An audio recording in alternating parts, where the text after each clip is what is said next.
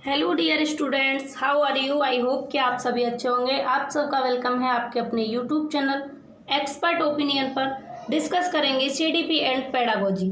और ये CDP and pedagogy जो आपका कोई भी एग्जाम हो, सीटेट हो या कोई भी स्टेट का टेट हो, एमपी टेट हो, यूपी टेट हो, रीट हो या आपका कोई भी टेट से संबंधित कोई सा भी एग्जाम हो, सभी के लिए ये कंपलसरी है और यूजफुल है।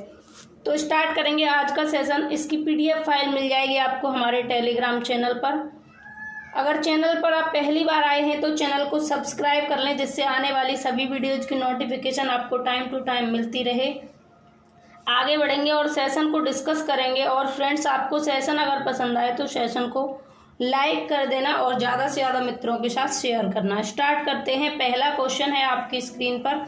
शिक्षा के क्षेत्र में पाठ्यचर्या शब्दावली की ओर संकेत करती है। तो जो पाठ्यचर्या है ये किसकी ओर संकेत करती है? ऑप्शन है शिक्षण पद्धति एवं पढ़ाई जाने वाली विषय वस्तु।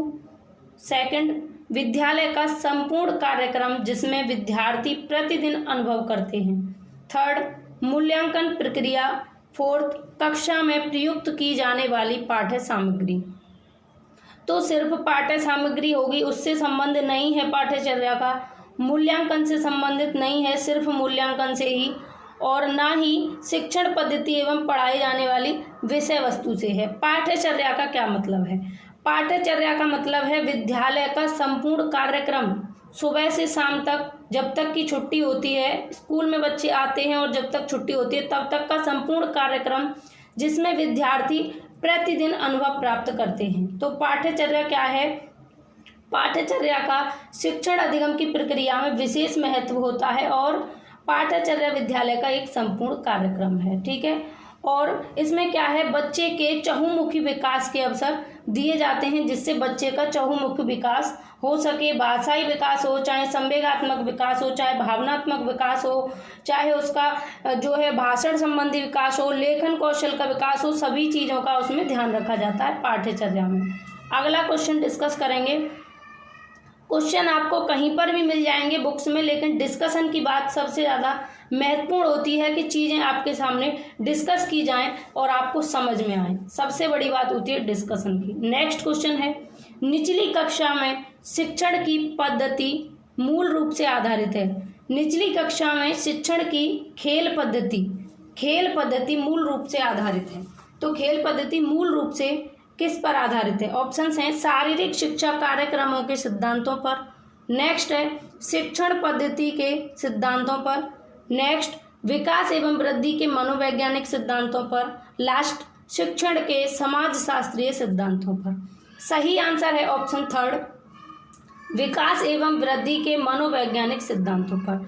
जो प्राइमरी लेवल की कक्षाएं हैं, निचली कक्षाएं मतलब प्राइमरी लेवल की कक्षाएं, उनमें खेल पद्धति मूल रूप से विकास एवं वृद्धि के मनोवैज्ञानिक सिद्धांतों पर आधारित है। क्योंकि जब बच्चा छोटा होता है तो वह क्या है, खेल पद्धतियों के थ्रू बहुत जल्दी सीख जाता है। इसलिए मनोवैज्ञानिक पद्धतियों, मनोवैज्ञानिक सिद्धांतों के आधार पर इनको इंक्लूड किया गया है निचली कक्षाओं में, प्राइमरी लेवल पर। इससे क्या है, बच्चों का शारीरिक विकास, मानसिक विकास बहुत जल्दी बढ़ता है, तेजी से बढ़ता है और जो ज्ञान बच्चे ग्रहण करते हैं वो उनका स्थिर ज्ञान बन जाता है। नेक्स्ट क्वेश्चन, एक बच्चा अतीत की समान परिस्थितियों में की गई अनुक्रियाओं के आधार पर नई परिस्थिति के प्रति अनुक्रिया करता है, यह किससे संबंधित है? तो कोई बच्चा है, उसके सामने पहले जो परिस्थिति आई वैसे ही दूसरी नई परिस्थिति में उसी क्रिया को करता है जैसा पहली परिस्थिति में उसने किया था। ऑप्शन है इसके सीखने का सादृश्यता नियम, सीखने का प्रभाव नियम, सीखने की प्रक्रिया का अभिवृत्ति नियम, सीखने का तत्परता नियम। तो इसका सही आंसर है ऑप्शन सेकंड, सीखने का प्रभाव का नियम। तो मैं इसको आपको एक एग्जांपल से समझा देती हूँ। जैसे मान लीजिए कोई बच्चा है, ठीक है, उसने क्या है, कोई खिलौना उसका टूट गया और उसने क्या किया, पैर जोड़ने के लिए पैर को उठाया और ऐसे करके लगा दिया तो उसका जुड़ गया। दूसरी बार में क्या होता है, उसका फिर से कोई खिलौना दूसरा टूट जाता है तो उसका पैर निकल जाता है। वो सोचता है कि जैसे मैंने इसमें ऐसे करके लगाया था वैसे इसमें लगा दूंगा तो शायद ये जुड़ जाएगा। यानी कि पहले की जो परिस्थिति उसके सामने थी वैसे ही उसने अनुक्रिया की कि इस तरीके से लगाना है, इसका पैर पहिया लगाना है उस खिलौने का। फिर दूसरी परिस्थिति दूसरे खिलौने के साथ में आई, सेम परिस्थिति आई, नई परिस्थिति आई, तो उसने क्या किया, पहले जैसी अनुक्रिया करने की कोशिश की और अनुक्रिया को करने के बाद देखा कि ये भी इसी की तरह लग गया, यानी पहली परिस्थिति की तरह ही उसने सॉल्यूशन उसका निकाल लिया। फिर उसमें होता क्या है कि उसने देखा कि पहले में जो प्रभाव था वही दूसरे में प्रभाव अगर पड़ता है तो कौन सा नियम लागू होता है, प्रभाव का नियम यहाँ पर लागू होता है। ऐसा हम लोगों के साथ में भी होता है कि हम पहले किसी परिस्थिति से गुजर चुके होते हैं तो सामने जब दूसरी परिस्थिति आती है तो उसके साथ भी हम सेम अनुक्रिया करने लगते हैं, डिट्टो अनुक्रिया करने लगते हैं। जैसे युवा लोगों के लिए एक एग्जाम्पल, कोई लड़की के नंबर पर कोई रॉन्ग नंबर आता है, ठीक है, कॉल आती है किसी रॉन्ग नंबर से, तो क्या होता है, लड़की उसे बहुत बुरी तरह से डांट देती है और दोबारा उस व्यक्ति की कॉल नहीं आती है। फिर क्या होता है, कुछ दिन बाद फिर से एक रॉन्ग नंबर आता है तो वह फिर से उसके साथ भी वह सेम क्रिया करने लगती है, क्योंकि सेम तरीके से उसको भी डांट देती है, क्योंकि उसे ये लगता है कि जैसे पहले वाले रॉन्ग नंबर की कॉल नहीं आई तो इसकी भी नहीं आएगी। मतलब प्रभाव पड़ा, पहली परिस्थिति से दूसरी परिस्थिति पर पूर्ण रूप से प्रभाव पड़ा, इसलिए कौन सा नियम लागू होगा, प्रभाव का नियम। आई होप कि आप समझ चुके होंगे क्वेश्चन को। नेक्स्ट क्वेश्चन है, डिसलेक्सिया किससे संबंधित है। डिसलेक्सिया एक क्या है, विकार है। ये किससे संबंधित है, मानसिक विकार, गणितीय विकार, पठन विकार, व्यवहार संबंधी विकार। सही आंसर होगा ऑप्शन थर्ड। डिसलेक्सिया क्या है, एक अधिगम विकलांगता है, अधिगम विकलांगता है जो आपका पठन विकार से संबंधित है। इसमें क्या होता है, प्रकटीकरण मुख्य रूप से वाणी या लिखित भाषा के रूप में दृश्य अंकन की कठिनाइयों के रूप में होता है, ठीक है। विशेष तौर पर मनुष्य निर्मित लेखन प्रणालियों को पढ़ने में समस्या होती है और मुख्यतः ये कौन सा विकार होता है, फिर पठन विकार होता है। आगे बढ़ते हैं, नेक्स्ट क्वेश्चन के बारे में डिस्कस करते हैं। नेक्स्ट क्वेश्चन है, विशेष आवश्यकता वाले बच्चों को शिक्षा उपलब्ध कराई जानी चाहिए। विशेष आवश्यकता वाले बच्चे हैं, किसी तरीके से क्या है, उनको विशेष आवश्यकता है, ठीक, तो उनको किस तरीके से शिक्षा उपलब्ध कराई जानी चाहिए। ऑप्शंस, अन्य सामान्य बच्चों के साथ, विशेष विद्यालयों में विशेष बच्चों के लिए विकसित पद्धतियों द्वारा, विशेष विद्यालयों में विशेष शिक्षकों के द्वारा। तो सही आंसर क्या है, ऑप्शन फर्स्ट, अन्य सामान्य बच्चों के साथ। विशेष आवश्यकता वाले जो बच्चे होते हैं उनको अन्य सामान्य बच्चों के साथ में शिक्षा का उपलब्ध कराई जानी चाहिए। इनके विकास के लिए विद्यालय के वातावरण में शिक्षकों को भी महत्वपूर्ण भूमिका निभानी चाहिए और क्या है कि जो शिक्षक हैं उनको भी अपने जो है प्रविधि विधि जो वो अपना रहे हैं उनमें सुधार करना चाहिए, बच्चों की योग्यता के अकॉर्डिंग उनको यूज करना चाहिए और बच्चों के प्रति उनको क्या है व्यवहार बहुत अच्छा रखना चाहिए, सहानुभूतिपूर्ण रखना चाहिए, जिससे विशेष आवश्यकता वाले बच्चे एडजस्टमेंट कर सकें। नेक्स्ट क्वेश्चन, निम्न में से कौन सा शिक्षार्थियों में सृजनात्मकता का पोषण करता है। ऑप्शंस हैं, मैं स्लो बोल रही हूँ थोड़ा ताकि आप भी सही आंसर कर सकें और आप बता सकें कि आउट ऑफ 20 आपके कितने ठीक हुए। इस सेशन में 20 क्वेश्चंस को डिस्कस करेंगे। क्वेश्चन है, निम्न में से कौन सा शिक्षार्थियों में सृजनात्मकता का पोषण करता है। ऑप्शंस हैं, अच्छी शिक्षा के व्यावहारिक मूल्यों के लिए विद्यार्थियों का शिक्षण, प्रत्येक शिक्षार्थी की अंतर्जात प्रतिभाओं का पोषण करने एवं प्रसन्न करने के अवसर उपलब्ध कराना एवं प्रश्न करने के अवसर उपलब्ध कराना। नेक्स्ट, विद्यालय जीवन के प्रारंभ में उपलब्धि के लक्षण पर बल देना, परीक्षा में अच्छे अंकों के लिए विद्यार्थियों की कोचिंग कराना। तो यहाँ पर सही आंसर क्या होगा, जब शिक्षार्थियों में सृजनात्मकता का गुण विकसित करना, सृजनात्मकता को पोषित करना है तो कौन सा सही होगा, यहाँ पर सही आंसर होगा ऑप्शन सेकंड, प्रत्येक शिक्षार्थी की अंतर्जात प्रतिभाओं का पोषण करने एवं प्रश्न करने के अवसर उपलब्ध कराना। शिक्षार्थियों की जो अंतर्जात प्रतिभाएं होती हैं उनको बाहर निकलने के उन्हें जितने मौके दिए जाएंगे उतनी उनमें सृजनात्मकता बढ़ेगी और उनको ज़्यादा से ज़्यादा प्रश्न करने के अवसर उपलब्ध कराए जाने चाहिए।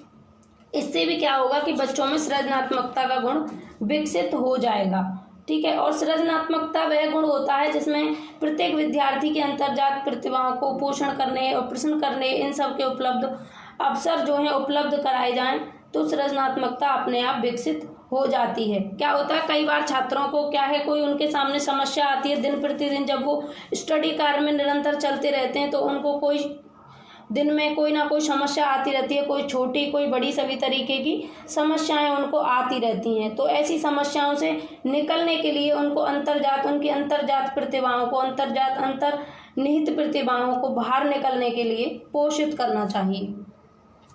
नेक्स्ट क्वेश्चन है, पियाजे के अनुसार निम्न में से कौन सी अवस्था में बच्चा अमूर्त संकल्पनाओं के विषय में तार्किक चिंतन करना प्रारंभ करता है? ये पियाजे बहुत इंपॉर्टेंट है और इसको मैं डिस्कस कर चुकी हूँ सीटेट थियरी में। हमारे चैनल पर प्लेलिस्ट बनी हुई है, आप जाकर देख सकते हैं अगर आपने नहीं देखा है तो।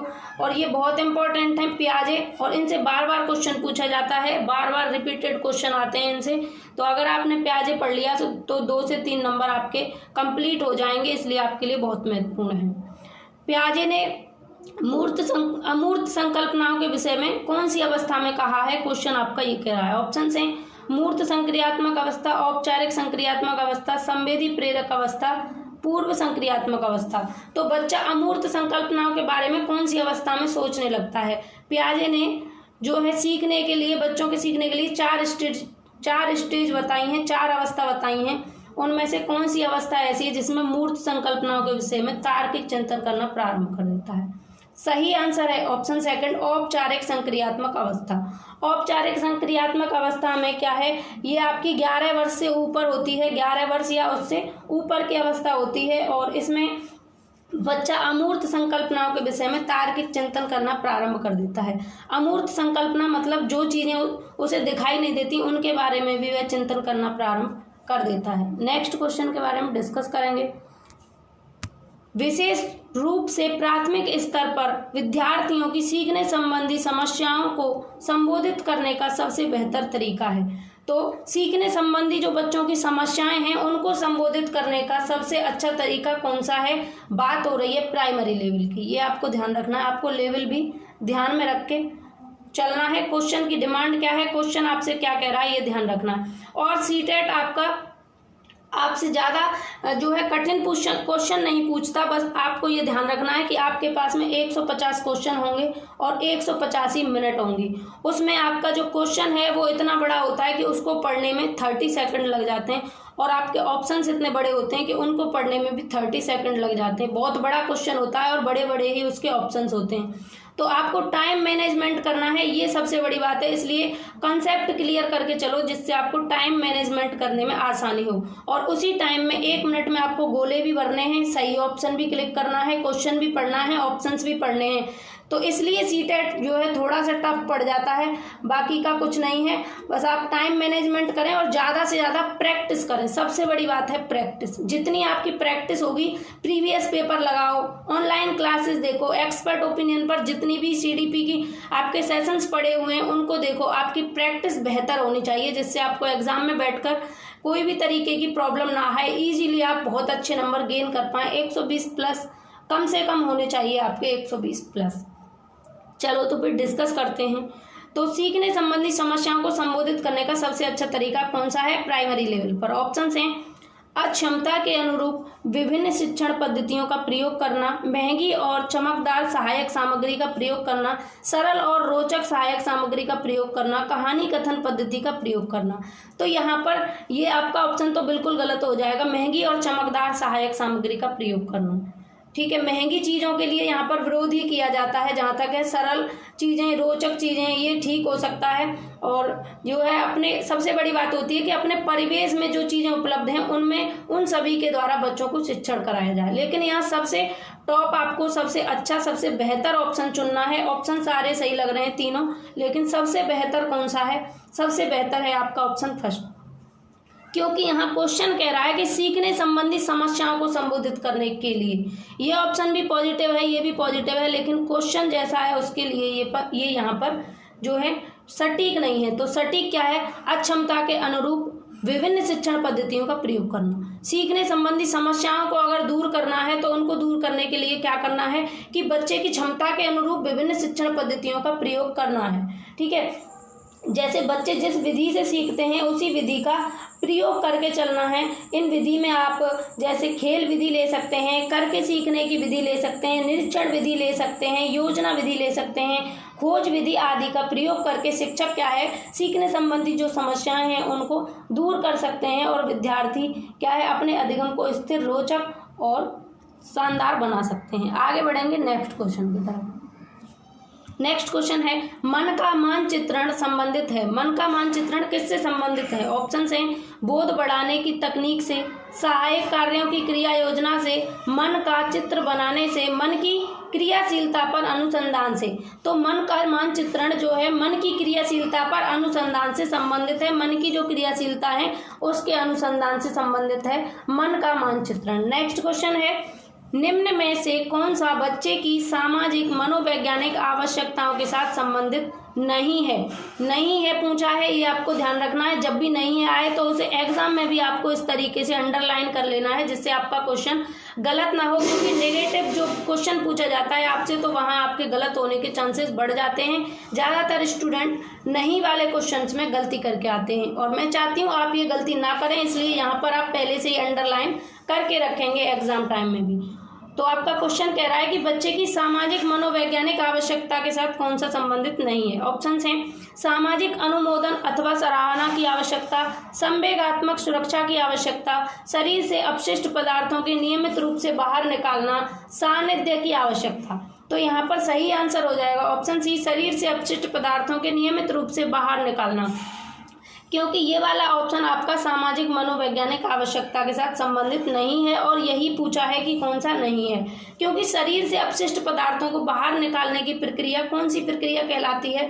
शारीरिक प्रक्रिया कहलाती है। बच्चे की शारीरिक आवश्यकता है, ये कैसी आवश्यकता है? शारीरिक आवश्यकता है, ना कि सामाजिक मनोवैज्ञानिक आवश्यकता। बाकी फर्स्ट, सेकंड और फोर्थ ये आपकी सामाजिक मनोवैज्ञानिक आवश्यकता है। नेक्स्ट क्वेश्चन है, डैश को एक अभिप्रेरित शिक्षण का संकेतक माना जाता है। सीटेट में क्वेश्चंस बार बार रिपीट होते हैं और ये क्वेश्चन आपका सीटेट में लगभग 4 से 5 बार रिपीट हुआ है 2011 से 2019 तक। 4 से 5 बार रिपीट हो चुका है और अब भी इसके आने के चांसेस हैं, इसलिए आपको ध्यान में रहकर क्वेश्चन को पढ़ना है। ऑप्शंस हैं कक्षा में अधिकतम उपस्थिति, शिक्षक द्वारा दिया गया उपचारात्मक कार्य, विद्यार्थियों द्वारा प्रश्न पूछना, कक्षा में एकदम खामोशी। तो अभिप्रेरित शिक्षण का कौन सा संकेत है? पहले आप ये जान लें कि अभिप्रेरित होना या अभिप्रेरणा क्या है। तो अभिप्रेरणा में क्या होता है कि बच्चा किसी भी कार्य को करने के लिए उत्सुक रहता है और उसमें कार्य करने की जो है प्रबलता रहती है, और प्रश्न पूछना जो है विद्यार्थियों के द्वारा प्रश्न पूछना अभिप्रेरित शिक्षण का एक संकेतक माना जा सकता है। जब विद्यार्थी क्या होते हैं, शिक्षार्थी जो होते हैं वो प्रश्न पूछकर अपनी जिज्ञासा को शांत करते हैं, और जब किसी कक्षा में विद्यार्थी को प्रश्न पूछने के अवसर दिए जाएंगे तो उनकी जिज्ञासा शांत होंगी। तो ये एक अभिप्रेरणा का उदाहरण है। ठीक है, अभिप्रेरणा का क्या है? उदाहरण है। नेक्स्ट क्वेश्चन को डिस्कस करेंगे। प्रश्न पूछने के अवसर जहाँ कहीं आपको दिखाई दें तो ये एक पॉजिटिव पॉइंट होता है, तो एक ट्रिक भी है आपके लिए प्रश्न पूछने के अवसर। नेक्स्ट क्वेश्चन है, निम्न में से कौन सा बुद्धिमान बच्चे का लक्षण नहीं है? तो कौन सा बुद्धिमान बच्चे का लक्षण नहीं है? ऑप्शंस हैं वह जो लंबे निबंधों को बहुत जल्दी रटने की क्षमता रखता है, वह जो प्रभावपूर्ण एवं उचित तरीके से संप्रेषण करने की क्षमता रखता है, वह जो अमूर्त रूप से सोचता है, वह जो नए परिवेश में स्वयं को समायोजित कर लेता है। बात हो रही है बुद्धिमान बच्चे की, तो बुद्धिमान बच्चे का कौन सा लक्षण नहीं है? फिर से नेगेटिव है, इसलिए आप फिर से अंडरलाइन कर लें। तो कौन सा नहीं है? ऑप्शन यहाँ पर फर्स्ट सही होगा, वह जो लंबे निबंधों को बहुत जल्दी रटने की क्षमता रखता है। यह बुद्धिमान बच्चे का लक्षण नहीं है, क्योंकि इस कार्य को कोई सामान्य बच्चा भी कर सकता है। लंबे निबंधों को बहुत जल्दी सामान्य बच्चा भी रट सकता है, इसलिए यहाँ ऑप्शन फर्स्ट सही हो जाएगा। बाकी का जो प्रभाव में रहने का तरीका है, प्रभावपूर्ण व उचित तरीके से संप्रेषण करने का जो है बुद्धिमान बच्चे का गुण है, लक्षण है। अमूर्त रूप से सोचना बुद्धिमान बच्चे का लक्षण है। नए परिवेश में स्वयं को समायोजित कर लेना भी बुद्धिमान बच्चे का लक्षण है। ऑप्शन ए यहाँ पर सही रहेगा। नेक्स्ट क्वेश्चन, वह कौन सा स्थान है जहां बच्चे के संज्ञानात्मक विकास को सबसे बेहतर तरीके से परिभाषित किया जा सकता है? ये क्वेश्चन भी आपका बार बार पूछा जाता है, रिपीटेड क्वेश्चन है, कई बार पूछा गया है एग्जाम में, कई बार। आप प्रैक्टिस ज़्यादा से ज़्यादा करें, कम से कम आपका 12 नंबर का तो वैसे ही हो जाएगा। प्रैक्टिस से ही आपको डिट्टू वही क्वेश्चन मिल जाएंगे जो आपने प्रैक्टिस में किए हैं। ये मेरा खुद का अनुभव है। कम से कम 12 नंबर, आपको सिर्फ 18 नंबर का पढ़ना है। उसमें भी पेडागोजी बहुत सारी आती है, तो आप पेडागोजी देखते रहें। CDP पड़ी हुई है हमारे चैनल पर बहुत सारी। ये आपकी 12वीं क्लास है, 11 क्लास इससे पहले हो चुकी हैं। अगर आपने नहीं देखी तो आप उन्हें देख लें। आपके 28-29 नंबर आने के पूरे चांस रहेंगे। आप यहाँ से अपनी CDP कंप्लीट करते रहें। क्वेश्चन है आपका, वह कौन सा स्थान है जहाँ बच्चे के संज्ञानात्मक विकास को सबसे बेहतर तरीके से परिभाषित किया जा सकता है। बात है संज्ञानात्मक विकास की, तो यहाँ पर सही आंसर हो जाएगा विद्यालय एवं कक्षा पर्यावरण। संज्ञानात्मक विकास को विद्यालय एवं कक्षा के पर्यावरण में सबसे ज़्यादा बेहतर तरीके से परिभाषित किया जा सकता है। और आपको ध्यान ये रखना है कि अगर शारीरिक एवं सामाजिक विकास की बात आए तो आपको खेल का मैदान लगाना है। आपके सभागार संबंधी भाषा विकास की बात आए तो आपको सभागार संबंधी चीजें लगानी हैं। और मानसिक विकास की बात आए तो घर का संबंध बच्चों एवं संवेगात्मक विकास को लगाना है। तो आपसे बस क्वेश्चन कहाँ से पूछा जाता है, मैं बस आपको ये इतना बता दूं। एक तो आपका संज्ञानात्मक विकास से क्वेश्चन पूछा जाता है जिसका विद्यालय एवं सभागार हो, ये विद्यालय एवं कक्षा का पर्यावरण हो जाएगा। एक आपका पूछा जाता है कि इस बच्चे का सामाजिक विकास सबसे बेहतर तरीके से कहाँ होगा, तो आपका खेल का मैदान हो जाएगा, ये ध्यान रखना है। अगर भाषा संबंधी पूछा जाए तो सभागार हो जाएगा कि बच्चे का भाषाई विकास कहाँ पर सबसे ज्यादा होगा, तो सभागार हो जाएगा। ठीक है, संवेगों के विकास की बात आएगी तो घर का कर सकते हैं आप। बाकी आपसे 2 ही क्वेश्चन अभी तक पूछे गए हैं, ये आपको ध्यान रखने हैं। नेक्स्ट क्वेश्चन है, विकास कभी ना समाप्त होने वाली प्रक्रिया है, यह विचार किससे संबंधित है। तो ये विचार जो है निरंतरता का सिद्धांत से संबंधित है, यानी कि विकास एक सतत प्रक्रिया है और ये कभी समाप्त नहीं होती, अविरल चलती है, निरंतरता के सिद्धांत से संबंधित है। आगे बढ़ते हैं नेक्स्ट क्वेश्चन, बच्चों की सीखने की प्रक्रिया में माता पिता को डैश भूमिका निभानी चाहिए। बच्चों की सीखने की प्रक्रिया में माता पिता को कैसी भूमिका निभानी चाहिए। नकारात्मक, अग्रोन्मुखी, सहानुभूतिपूर्ण, तटस्थ।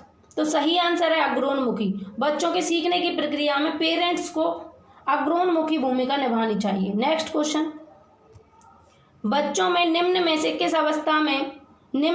किस अवस्था में बच्चे अपने समवयस्क समूह के सक्रिय सदस्य बन जाते हैं। ये क्वेश्चन भी बार बार पूछा जाता है, रिपीटेड क्वेश्चन है। ऑप्शन है किशोरावस्था, प्रौढ़ावस्था, पूर्व बाल्यावस्था या बाल्यावस्था।